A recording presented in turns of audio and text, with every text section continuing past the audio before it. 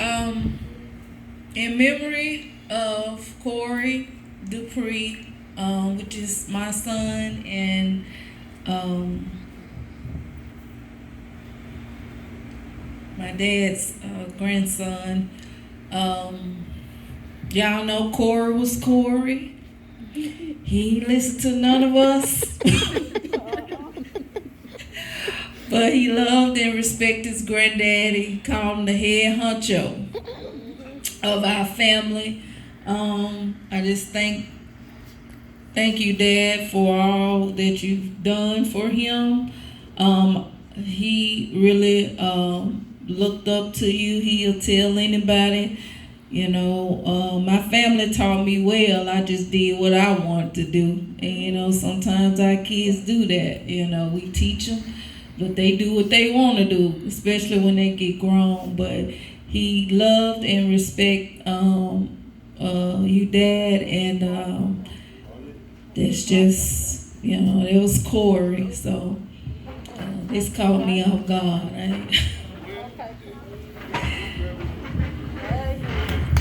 Right? All right. Let's get up to everybody that had some marvelous word, fantastic word to say about my brother-in-law. Now, I'm finna top it off. I'm finna send it to the roof. And then guess what? We gonna jam. We gonna do. Now, I'm gonna let brother-in-law say, I gotta get him up. Matter of fact, brother-in-law, make your way up here. Make your way up here. Make your way up here. Because some reason, what I'm finna say, it's finna be down. All right, let's go. Let's go. Number one is, I'm finna salute my brother-in-law. That's a salute to you, sir. You always have been a man. You always have been a peacemaker. You always have been a way maker. You always have taught and shown the way people supposed to treat people. You always have shown way brother-in-laws, not immediately family, but brother-in-laws. You came into our family by marrying to my sister. And guess what? You made me your little brother. And I made you my big brother. Because I looked it up to you. I looked it up to you, and guess what? You never disappointed me. Never disappointed me. I can call you, I can talk to you about things, I can tell you about things. Guess what? It stayed there. It stayed there. It didn't move. It didn't move to the other room. It didn't move to the other conversation. It stayed there, and I appreciate you a lot.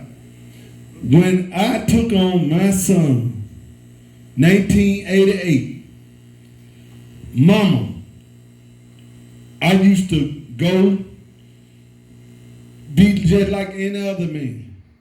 Go pick him up on weekend, drop him off. One Sunday, I got ready to drop him off. Mama ain't nowhere to be found. Parking empty. Guess what? I called you. I said, brother-in-law, man, this girl done ran off and left me with what's called, I got a job. I got a job, I got to go to a job. I'm going to do. Guess what you told me? Be a man, handle your business. Handle your business, we going to get through it. Plenty Saturdays, I came over y'all house with JB. Who in here now? Stand up, JB. Who in here now? Who in here now? Didn't have nothing to eat. When brother-in-law go to the grocery store, I went to the grocery store. Told me, get you a basket, put what you want to put in your basket for you and your son. And he did this. And I appreciate him a lot. I love my brother-in-law. We went in and out of the country together. He done introduced me to his family member. And hey, it ain't nothing changed. It won't nothing change because I love this man. I love this man. Now, when you say you can love somebody and you can love another man and treat another man just like how he treated me, then you have ultimate respect for him. And I got ultimate respect for my brother-in-law. He's a good guy. And hey, I'm going to be just like May say. What he feel, I feel too. So I'm thinking, brother, come up here and say something. Enjoy your birthday. This all for you. This your day. This ain't Carl Rose Day. This ain't Philip Boyland Day. This ain't nobody else's day but your day. And I love you. You're a good guy. God chosen one. I'd like to say good evening, everyone. It's been a wondrous time here. I really enjoyed everything. Like I said, this past year has really been a challenging year, because I had COVID real bad. I mean, I was breaths away from passing, I know my cousin Dave and all my cousins, they called, checked on me all the time, but my wife, she was handling everything. I mean, I told my wife, I said, listen, I hear a death route, and I don't think I'm gonna make it through the night, so I'm gonna have to go to the hospital. And so she called the ambulance, and they went to the hospital and said, you lucky you got here when you did, because your lungs are clotted up, and you might not make it, but they, my lungs almost clotted, but they was clotting up. But fortunately, they got me on medicine and put me on breathing machines and all that kind of stuff. So then I got back home and they kind of pulled through. But God has still been good to me, despite going through all what I went through. But I had a lot of people praying for me, my sisters, my in-laws, everybody. We called and checked them. But at the time, I couldn't talk to nobody because I was trying to save my breath to breathe. I didn't have time to talk. Right. And sometimes my sister Stephanie, she'll call. I just got to hear your voice. Stephanie, I cannot talk. Text me, I'll text you back when I can. My friend Marvin, I think they said he can text, he can't talk, but he just called him, Marvin, you call him, text, I text you back. I couldn't talk, but I could text you back at the time. But, that's what they called, because it kind of caught me by surprise, because when I went to the hospital, they had, they did a little fever check, and everything was fine. I said, oh, okay, I'm good. So then I went in there, so they ran all the tests, and I got kind of mad because I was in the hospital about 12 hours. I wasn't able to use the bathroom, couldn't get no water. I said, well, can y'all give us some ice chips? No, we can't do that. I was mad as hell. I said, if I go back to the hospital, I don't want to go to that hospital because, it's tough being in a place for 12 hours and you can't use the bathroom or get anything to drink. And I was going through a lot, but I did, I finally made it through that. But God still kept his hand on me. So then I got home and I started feeling kind of queasy. I couldn't even stand up and shave. I had to sit down and shave, and I was just shivering and just cold and freezing. And I get in the bed, I got about 4 blankets on top of me, and it was just still shaking. So that's when cold would start kicking in. I couldn't eat, I couldn't taste anything. Lost all kind of weight, because I used to be a little small guy. I'm a little big now, but I used to be a little small guy. The weight, my pants couldn't even stay up on me. So when they called the ambulance the second time, I'm trying to be a little dressy. I'm trying to put on slacks. Wife said, how come you put no jogging pants on? I'm still trying to put on some slacks, holding my pants up, and they falling down. And so, I had to have my water.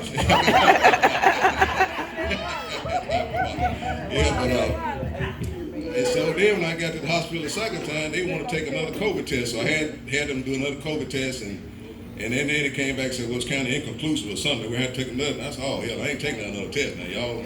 I'm through with that. I'm not doing that no more. So then the doctor came in, one of them foreign doctors, said, well, no, Mr. Gordon, you don't have to do that. We'll get through that. So they sent me home, and I had an oxygen machine. I had the oxygen tanks. I had the breathing machine. My brother-in-law, Maurice, his sister had some little breathing things. My sister said, y'all can get that. And so then they bought me some breathing machine. I had the tank, so that's what I was using. But for a long time, I couldn't eat anything, couldn't drink anything. I didn't want anything to eat. I didn't want anything to drink. Great Kool-Aid. Yeah, well, Nika was making some great Kool-Aid. I could drink that. So, that's all. And then my son-in-law, he said, Pop, Dad, you might need to try some shakes. So at the same time, my sister Bella said, you probably need to try some of them shakes. But they was on the same page, so I started, getting those shakes. And so I was able to, take that down. It was getting a little bit better with those, but I still couldn't eat anything. The way I like to eat, I couldn't eat anything. My wife, she would cook breakfast. I ate just like a spoonful of eggs. It came right back up. I couldn't eat no eggs. I couldn't eat anything. No, she can cook. But I didn't want it. But, you know, through it all, things just got better with time. So God just been good. But I would like to say, but still, you know, it's good to be among family and friends. And then a lot of times, I try to see the good in people because everybody got some good. And also, on the flip side, you got some bad in you too. But I ain't got no bad. Yes, you do. Like I said, if you hang around anybody long enough, you're going to find something about them that you don't like. Right. I'm just telling you the truth. I'm just telling you the Come God's on, truth. tell them what God loves. Yeah, so, you know, this, and then I'm going to tell you some things. So what's going on with Nikita? What do he like and what he don't like? I don't like being around messy people. I don't like being around negative people. And I don't like confusion. But what I do like fun. I do like having a good laugh. Now, just recently, me and my cousin, Dave, and Boyland, we've been having breakfast about the past 3 months, and it's just our me time. Everybody needs me time. You know, so everybody, you know, get a little break because, you know, you just need your me time. And so we have our little man talk, and that's man talk, and they stay there, you know. So I really appreciate that. I look forward to it. Every Saturday morning. We'll meet one Saturday I couldn't make it. Dave and Boyland, they went on another Saturday.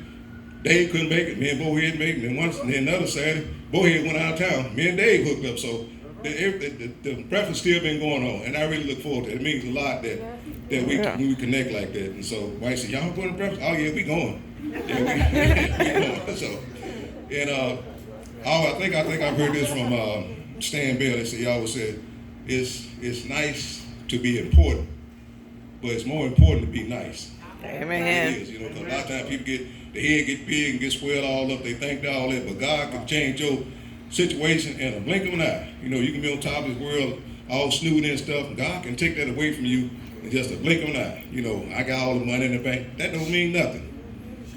All that stuff is temporary. I mean, that can be taken away, but, you know, God has been good. Yes, you know, He has. Despite it all. And then my sister Bella, I know we bounce a lot of stuff off each other, and you know, if you're able, you know, sometimes you might want to do some things, you might want to buy something, you might want to go somewhere. And I'm telling my sister, well, I got to get my debt to income ratio right now. And she said, "Fool, let me tell you something." So she gave us in food. Said, all of us, you know how much money you got, but you don't know how much time you got. So if you see something that you want to do, you want to go, you want to buy, do it. If you're able to do it, just do it. Amen. And so, and then another thing, before I sit down, you know, men and women are different. I think it said men are from Mars and women are from Venus. Jupiter. So, and that book is about trying to understand the opposite sexes. But one thing you know about it, you can't do that. You know, it might be a rare occasion that the man and the woman on the same page, that's not going to hardly happen all the time. But, you know, because we think different. Our DNA is different. So, you know, it's just the way it is. Men and women think totally different. You know, I don't know why she did that. And I don't know why he did that. That's just the way it is. And let me give you this little nugget before I sit down. You know, a lot of times people, they can be together 30 or 40 years, and it might slip up or fall down, but I don't think that's a cause for, you know, just breaking up something that you done built over 40 years, because everybody make mistakes. Right. But can you forgive that mistake? God has forgiven you, so if somebody failed out and made a mistake, forgive them and move on. You know, you don't keep hearing all that stuff all the time. Yang, yang, yang, yang. Like my wife said, if she get talking like that, I tune out. It don't bother me. You know, because I've been asked, "Dad, how you put up a mom?" I tune out.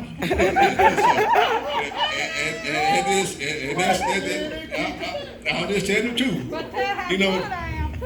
We've had, it's been some good days and bad days, but you know, the good outweigh the bad. I ain't gonna sit there and lie like every day been a good day, because every day ain't been a good day. And like my brother, my boss, I used to call and say, "Man, I don't know how much longer we put up this damn one, because I'm at wit's end." Now she probably think I ain't been all that bad. Shit.